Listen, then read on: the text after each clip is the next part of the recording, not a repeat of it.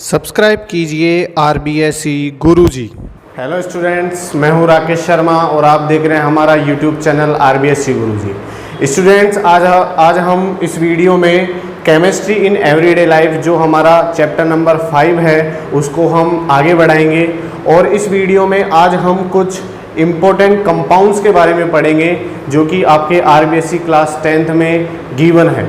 ठीक है, तो आज हमारा जो ये वीडियो होगा वो चैप्टर 5 को कंप्लीट करने के मोटिव से मैंने ये बनाया है कि मैं पूरी कोशिश करूँगा कि इस वीडियो में chemistry in everyday life chapter 5 को क्या किया जा सके, कंप्लीट किया जा सके। तो चलिए पढ़ते हैं हमारे कुछ यूज़फुल कंपाउंड्स जो हमारे डेली लाइफ में काम आते हैं। तो चलिए देखते हैं सबसे पहला कंपाउंड कौन सा है। तो देखिए हमारे सिलेबस में सबसे पहले कंपाउंड है सोडियम क्लोराइड।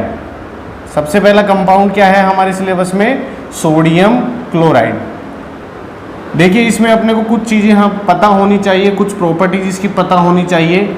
जैसे मैं बात करूं कि सोडियम क्लोराइड का केमिकल फॉर्मूला क्या होता है। Chemical formula of sodium chloride क्या होता है आप सभी जानते हैं, NaCl। सोडियम क्लोराइड का केमिकल फॉर्मूला क्या होता है? NaCl होता है। दूसरी चीज़, इस सोडियम क्लोराइड को और क्या बोला जाता है हमारी नॉर्मल लैंग्वेज में? तो इसको बोला जाता है कॉमन सॉल्ट। क्या बोला जाता है? कॉमन सॉल्ट बोला जाता है, या फिर इसको टेबल सॉल्ट भी बोला जाता है।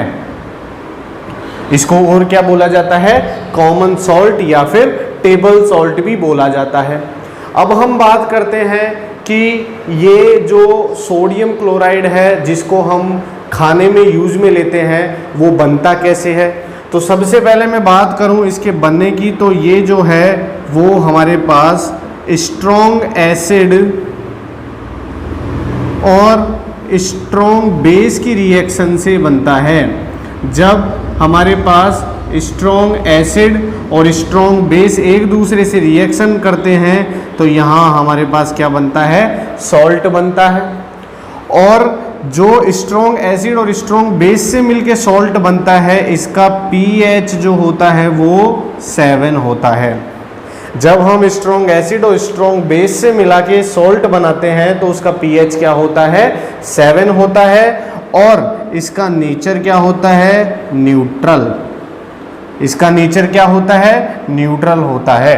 मतलब ना तो ये एसिडिक होगा ना बेसिक होगा, ये क्या होगा? न्यूट्रल होगा, क्योंकि इसका pH क्या है? 7 होता है। अब हम बात करें कि इंडस्ट्रियल स्केल पर, कमर्शियल स्केल पर इसको कैसे प्रोड्यूस किया जाता है। तो आप सबको पता होगा, आपने छोटी क्लासेज में पढ़ा होगा कि जो कॉमन सॉल्ट है वो हमारे जो सी वाटर होता है, जो समुद्र का पानी होता है, उसको इवापोरेट करके बनाया जाता है। किससे बनाया जाता है? इवापोरेशन से बनाया जाता है। Evaporation of sea water. Sea water को जब हम इवापोरेट करते हैं तो यहाँ हमें क्या मिलता है? सॉल्ट मिलता है। क्योंकि हम जानते हैं सी वाटर क्या होता है? सॉल्टी होता है। इसलिए जब हम सी वाटर को इवापोरेट करते हैं तो वहाँ से हमें सॉल्ट मिलता है। ठीक है, जब हमने इवापोरेशन किया तो यहाँ से हमें क्या मिला? सॉल्ट मिला। लेकिन जब यहाँ से सी वाटर को इवापोरेट किया जाता है तो ये सॉल्ट जो होता है वो क्या बनता है? इम्प्योर होता है। क्या होता है? ये इम्प्योर होता है। इसके अंदर बहुत सारी इम्प्योरिटीज़ होती है। कौन सी इम्प्योरिटीज़ होती है इसके अंदर? जैसे मैग्नीशियम क्लोराइड होता है, MgCl2 होता है। इसके अंदर कैल्शियम क्लोराइड होता है, CaCl2 इम्प्योरिटी इसके अंदर होती है। तो यहाँ क्या किया जाता है, जब ये सॉल्ट हमारे पास मिलता है इवापोरेशन से तो इसमें कुछ इम्प्योरिटीज़ होती है। जैसे मैंने बताया मैग्नीशियम क्लोराइड होता है या कैल्शियम क्लोराइड होता है। अब हमें क्या करना है? इस इम्प्योरिटी को प्योर करना है, इस इम्प्योरिटी को हटाना है। तो हम क्या करते हैं? बड़े बड़े टैंक्स के अंदर इस सॉल्ट को, बड़े बड़े टैंक्स के अंदर इस सॉल्ट को हाइड्रोजन क्लोराइड गैस से क्या किया जाता है? पास करवाया जाता है। कौन सी गैस से? हाइड्रोजन क्लोराइड गैस से इसको पास करवाया जाता है। हाइड्रोजन क्लोराइड गैस से जब हम इस सॉल्ट को पास करवाते हैं तो यहाँ हमारे पास NaCl जो होता है उसका क्या बन जाता है? प्रेसिपिटेट बन जाता है। क्या बन जाता है? प्रेसिपिटेट बन जाता है NaCl का, और उसको फिल्टर करके, इसको फिल्टर करके क्या कर लिया जाता है? सेपरेट कर लिया जाता है। इसका प्रेसिपिटेट बन जाता है सॉल्ट का, NaCl का, और इसको फिल्टर करके क्या कर लिया जाता है? सेपरेट कर लिया जाता है। ये हमारे पास जो प्रोसेस होता है वो कमर्शियल स्केल पर होता है, इंडस्ट्रियल स्केल पर होता है। किसके लिए? यहाँ इसका प्रोडक्शन करने के लिए। ठीक है। अब जो नेक्स्ट चीज़ है वो है इसकी प्रॉपर्टीज़। की प्रॉपर्टीज़ क्या क्या होती है? तो सबसे पहले अगर हम इसके फिजिकल ओवरव्यू की बात करें प्रॉपर्टीज़ में, तो ये कैसा होता है? ये एक क्रिस्टलाइन सॉलिड है। क्या होता है ये? Crystalline solid. ये एक क्रिस्टलाइन सॉलिड होता है। आपने सबने NaCl को देखा होगा, कॉमन सॉल्ट जो हम घर पर यूज में लेते हैं, छोटे छोटे क्या होते हैं? क्रिस्टल्स होते हैं, इसलिए इसको क्या बोला जाता है? क्रिस्टलाइन सॉलिड बोला जाता है। जैसा मैंने पीछे बताया आपको कि इसको और क्या बोला जाता है? इसको टेबल सॉल्ट या फिर कॉमन सॉल्ट भी बोला जाता है। ठीक है, जिसको हिंदी में हम क्या बोलते हैं? साधारण नमक। और अगर हम इसके मेल्टिंग पॉइंट की बात करें तो मेल्टिंग पॉइंट जो होता है वो होता है 591 केल्विन। अगर इसके मेल्टिंग पॉइंट की बात की जाए तो इसका मेल्टिंग पॉइंट कितना होता है? 591 केल्विन होता है। और उसके अलावा ये वाटर में सॉल्यूबल होता है, सॉल्यूबल इन वाटर। ठीक है, वाटर के अंदर क्या होता है? ये सॉल्यूबल होता है। एक चीज़ मैं आपको बता दूं कि NaCl जो बनता है वो आयोनिक बॉन्ड से बनता है। कौन से बॉन्ड से बनता है? आयोनिक बॉन्ड से बनता है। और आयोनिक बॉन्ड को ब्रेक करने के लिए हमें बहुत ज़्यादा एनर्जी की ज़रूरत पड़ती है, इसलिए इसका मेल्टिंग पॉइंट भी हाई होता है और इसका बॉइलिंग पॉइंट भी हाई होता है। और अगर हम नेक्स्ट प्रॉपर्टी की बात करें कि ये वाटर में सॉल्यूबल होता है, सॉल्यूबल बहुत ज़्यादा हाईली सॉल्यूबल होता है वाटर के अंदर। ठीक है, सॉरी, मेल्टिंग पॉइंट जो है वो हमने गलत लिख लिया। मेल्टिंग पॉइंट होता है 1080, 1081 इसका मेल्टिंग पॉइंट होता है। ठीक है, उसके बाद में अब हम बात करते हैं इसके यूसेज की कि इसके यूजेस क्या क्या हैं। ठीक है, तो देखिए सबसे पहला यूज़ हमारे पास होता है कि इसको यूजेस क्या क्या हैं। सबसे पहले फर्स्ट यूज़ है इसका फूड प्रिजर्वेटिव में। फूड प्रिजर्वेटिव में ये काम में आता है, फूड प्रिजर्वेटिव।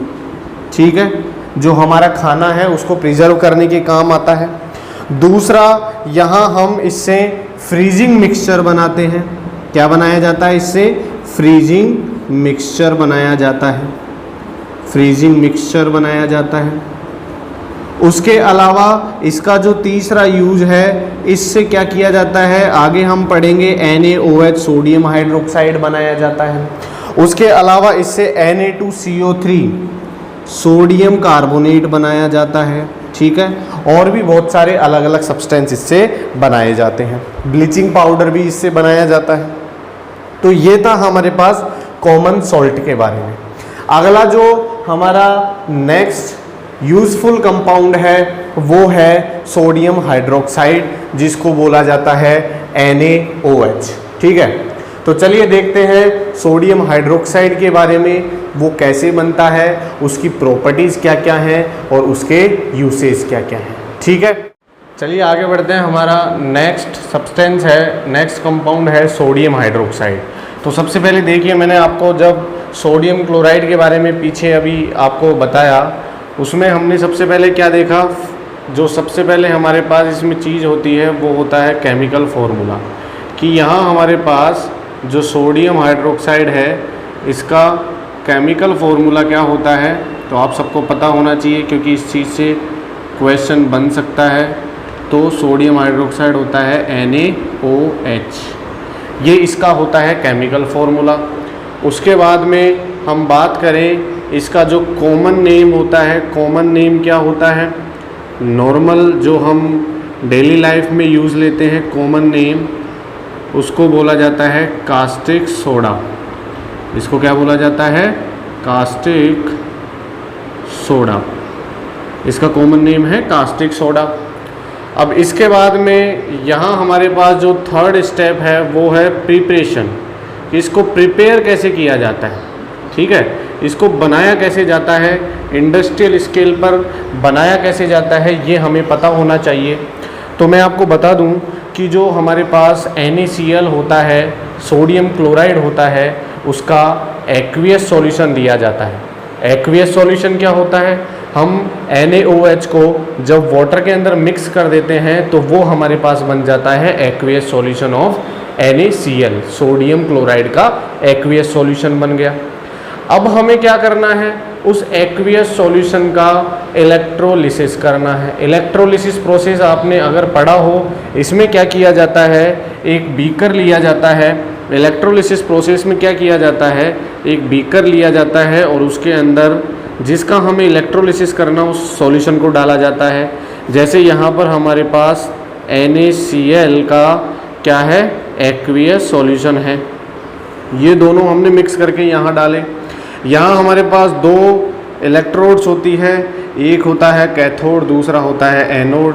इसको हम क्या करते हैं, बैटरी से कनेक्ट करते हैं। किससे कनेक्ट किया जाता है, इसको बैटरी से कनेक्ट किया जाता है, सेल से कनेक्ट किया जाता है। यहाँ हमारे पास एक एनोड होता है और दूसरा कैथोड होता है, ठीक है। चलिए अब बताते हैं कि जैसे ही हमने सोडियम क्लोराइड का वाटर सॉल्यूशन लिया या फिर एक्वियस सॉल्यूशन लिया, जैसे ही हमने इसमें इलेक्ट्रिसिटी पास करवाई तो यहाँ हमारे पास दो चीज़ें होती है। सबसे पहला क्लोरीन गैस, जो NaCl में क्लोरीन है वो कौन से इलेक्ट्रोड के ऊपर चली जाती है, एनोड के ऊपर चली जाती है। जो क्लोरीन गैस है वो कौन से इलेक्ट्रोड के ऊपर चली जाती है, एनोड के ऊपर चली जाती है। और उसके अलावा वाटर में से हाइड्रोजन गैस जो है वो कैथोड के ऊपर चली जाती है। और उसके अलावा हाइड्रोजन गैस कहाँ चली जाती है, कैथोड के ऊपर।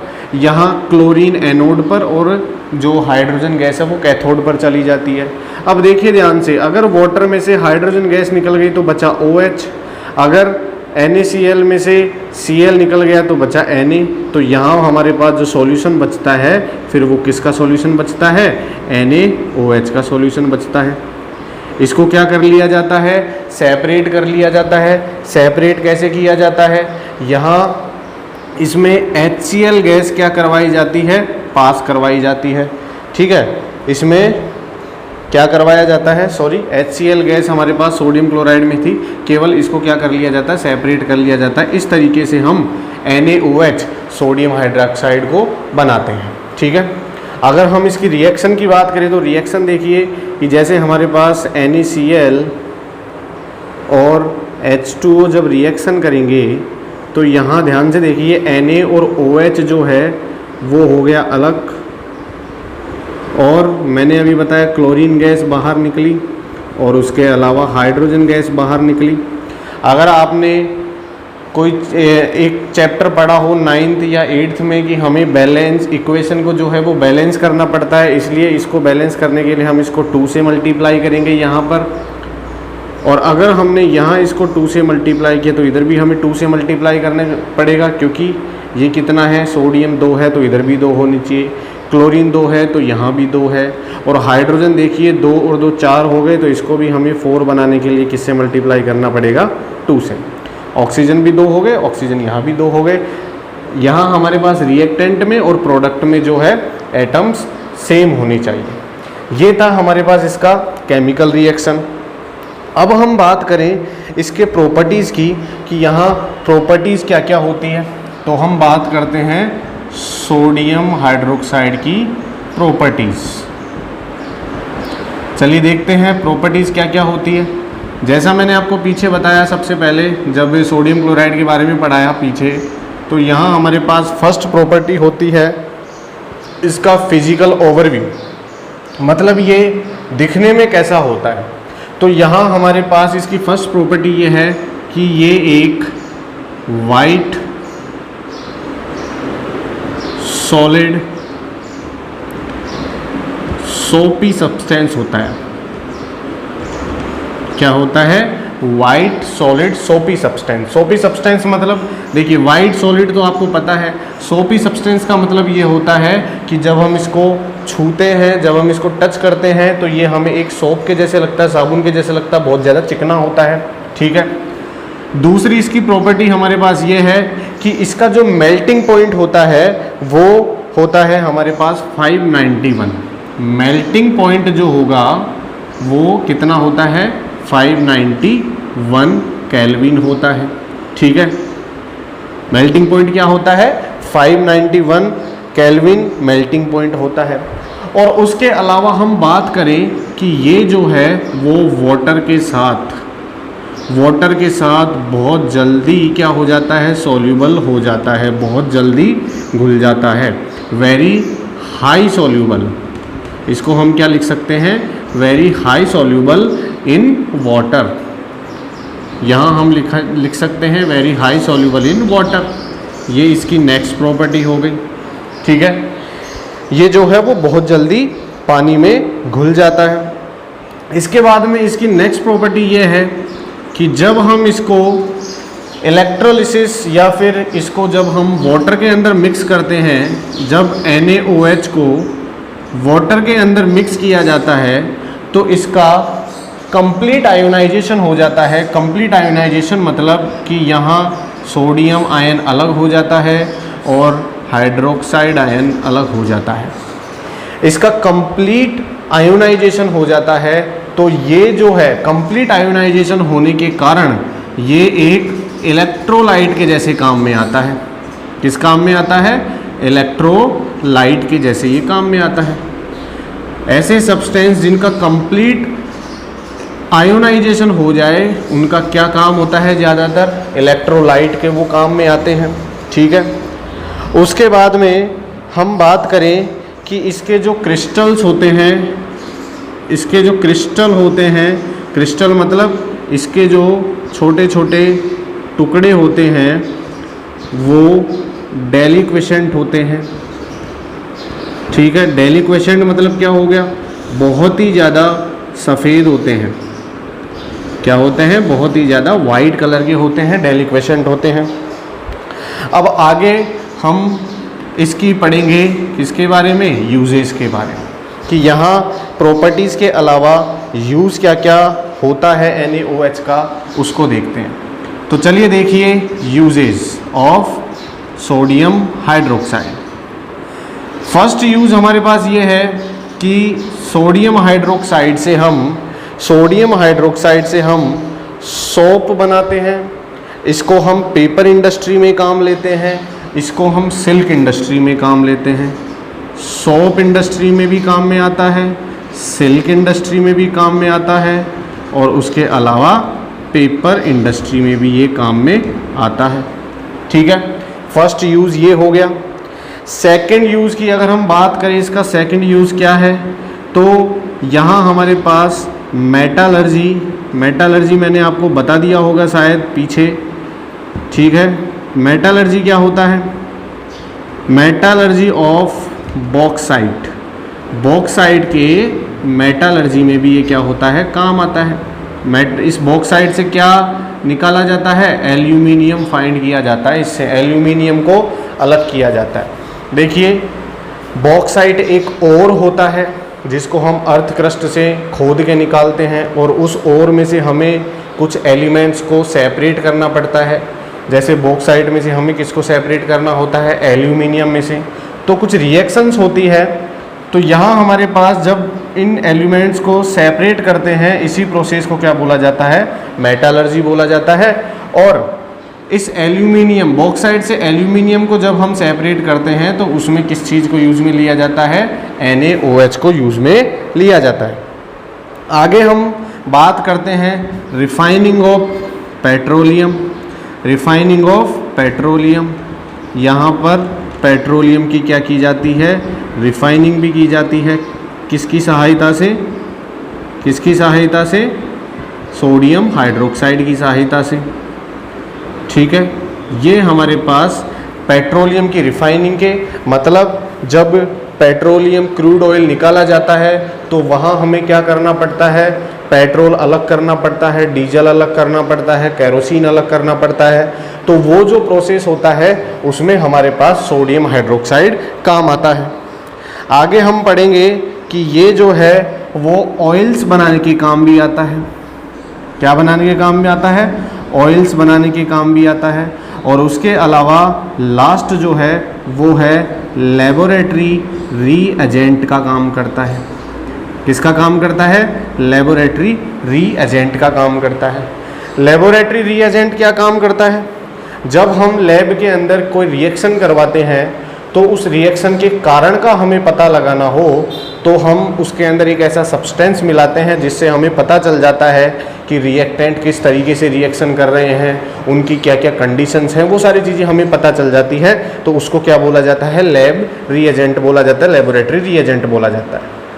तो यहाँ हमारे पास ये सभी जो है वो सोडियम हाइड्रोक्साइड की प्रॉपर्टीज़ हो गई, यूजेज हो गए, और सोडियम हाइड्रोक्साइड को कैसे बनाया जाता है वो हमने बता दिया। ठीक है, अगर आपके पास नोटबुक है तो आप इसको नोट कर लीजिए, आपको शॉर्ट नोट्स बनाने में आसानी रहेगी, और जब आप इसको रिवाइज करेंगे तो रिवाइज करने में बहुत ज़्यादा सुविधा होगी। ठीक है, चलिए बढ़ते हैं। हमारा अगला कंपाउंड ब्लीचिंग पाउडर। अगला जो कंपाउंड है वो क्या है? ब्लीचिंग पाउडर है। ब्लीचिंग पाउडर के बारे में हम पढ़ेंगे कि ब्लीचिंग पाउडर को कैसे बनाया जाता है इंडस्ट्रियल स्केल पर। उसके अलावा ब्लीचिंग पाउडर के यूजेस क्या हैं, प्रॉपर्टीज़ क्या हैं, ये सब हम पढ़ेंगे। तो देखिए, सबसे पहले जो हमारा थर्ड सब्सटेंस है वो है, थर्ड कंपाउंड है वो है ब्लीचिंग पाउडर।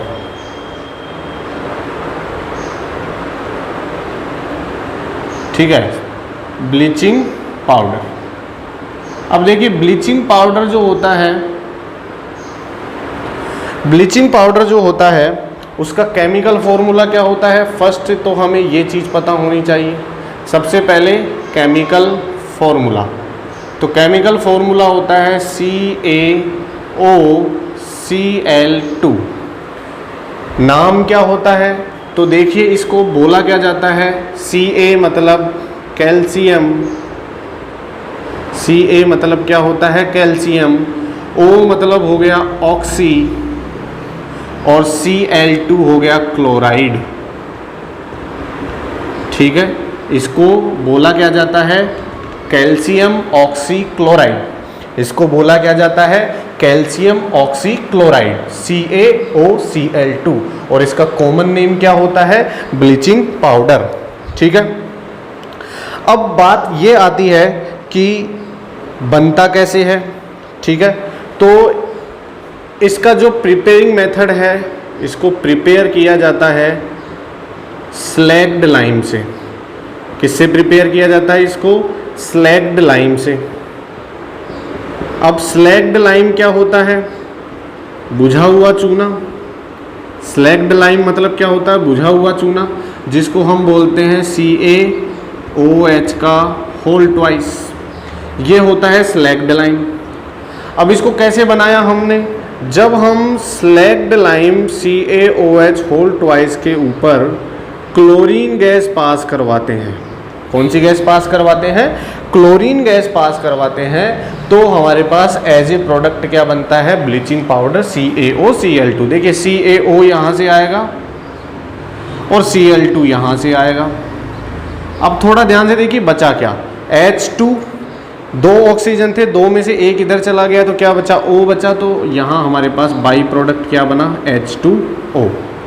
तो जब हम slaked lime CaOH whole twice का क्लोरीन से रिएक्शन करवाते हैं तो यहाँ बनता है ब्लीचिंग पाउडर, और उसके अलावा वाटर बनता है। ठीक है, ये होती है हमारे पास इसकी रिएक्शन। अब हम बात करते हैं कि प्रॉपर्टीज़ क्या क्या होती है। ठीक है, ये हमारे पास इंडस्ट्रियल स्केल पर बन जाता है, हम इसके प्रॉपर्टीज़ के बारे में पढ़ेंगे। तो देखिए, प्रॉपर्टीज़ देखिए फर्स्ट प्रॉपर्टी, जैसा मैंने आपको पहले भी दोनों कंपाउंड्स के अंदर बताया कि इनका फिजिकल ओवरव्यू कैसा होता है, तो जैसा हमने पीछे पढ़ा कि सोडियम क्लोराइड का फिजिकल ओवरव्यू हमारे पास सॉलिड क्रिस्टलाइन होता है, जैसा हमने सोडियम हाइड्रोक्साइड के लिए पढ़ा कि ये जो है वो सॉलिड सोपी सब्सटेंस होता है, ऐसे ही हमारे पास ये भी एक क्या होता है, सॉलिड सब्सटेंस होता है। ये भी क्या होता है, एक सॉलिड होता है। उसके अलावा इसका कलर जो होता है वो येलो कलर का होता है। कौन सा कलर होता है, येलो कलर होता है। और इसके अंदर ऑडर मतलब इसके अंदर स्मेल होती है, बदबू होती है, ठीक है ना। जब हम इसको पास में लाते हैं तो बहुत ज़्यादा स्मेल इससे आती है। तो इसकी 3 फिजिकल प्रॉपर्टीज हो गई, सॉलिड होता है, येलो होता है और इसमें से बहुत ज़्यादा बदबू होती है, बहुत ज़्यादा ऑडर होती है। चलिए आगे, सेकंड प्रॉपर्टी क्या है। सेकंड प्रॉपर्टी ये है कि ये सॉल्यूबल होता है। किसके अंदर सॉल्यूबल होता है, सॉल्यूबल इन कोल्ड वाटर। किसके अंदर होता है, सॉल्यूबल इन कोल्ड वाटर, मतलब ये ठंडे पानी के अंदर घुल जाएगा। अगर आप इसको गर्म पानी के अंदर घोलने की कोशिश करेंगे तो उसमें वो नहीं घुलेगा। केवल और केवल किस में घुलता है, ये कोल्ड वाटर के अंदर इसको हम मिक्स कर सकते हैं। चलिए आगे, नेक्स्ट प्रॉपर्टी क्या है। नेक्स्ट प्रॉपर्टी ये है कि जब हम इसको ब्लीचिंग पाउडर को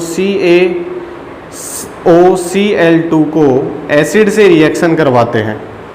किससे रिएक्शन करवाते हैं, एसिड से। जैसे मैंने लिया H2SO4, तो यहाँ हमारे पास CaOCl2 और H2SO4 रिएक्शन करते हैं, CaSO4 बनता है सबसे पहला, ये सोल्ट होता है CaSO4 कैल्शियम सल्फेट। उसके अलावा ये क्लोरीन गैस निकल जाती है, इसमें से क्या हो जाता है, क्लोरीन गैस निकल जाती है। और क्या बचा, H2O वाटर भी बन जाता है, ठीक है। तो इसकी प्रॉपर्टी ये है कि जब ब्लीचिंग पाउडर को किसी भी एसिड से रिएक्शन करवाते हैं तो क्लोरीन गैस पास आउट हो जाती है, क्लोरीन गैस इससे निकल जाती है। जैसे हम एक एग्जांपल और ले लें कि CaOCl2 को HCl से, हाइड्रोक्लोरिक एसिड से अगर हमने रिएक्शन करवाई